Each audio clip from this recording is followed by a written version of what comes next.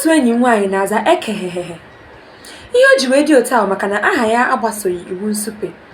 Iwu Nsupe nke kwuru na mgbochi ume anaghị akwụsị mkpụrụ okwu Igbo. Ndeewo Igbo nwe m n'oge Sụbakụ Igbo nke ụbọchị taa. Isiokwu anyị ga-eleba anya ya bụ Iwu Nsupe. Iwu Nsupe bụ usoro ndị ọkachamara wepụtara eji asụpe asụsụ Igbo. Ọ bụrụ na ịgba isi akwara ghara ịgbaso usoro Iwu Nsupe a, mkpụrụ okwu onye ahụ supere ọtụtụ oge anaghị enwe ezi mpụtara. Ugbu a ka anyị lebanye anya na mkpụrụ okwu ndị anyị ji wedịa ndị banyere na ọnọdụ aha mmadụ.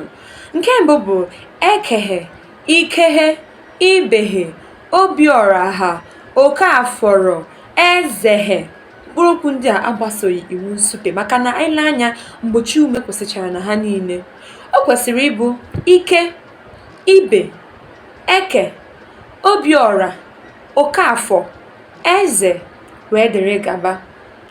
Mata otu ihe taa na mgbochi ume anaghị akwụsị okwu Igbo belụsọ anyị ji wee nwee mkpụrụ okwu dịka mbem, njem, ọdụm, etum wee dịrị gaba. Eji m n'aka na o nwe ihe iji ala taa.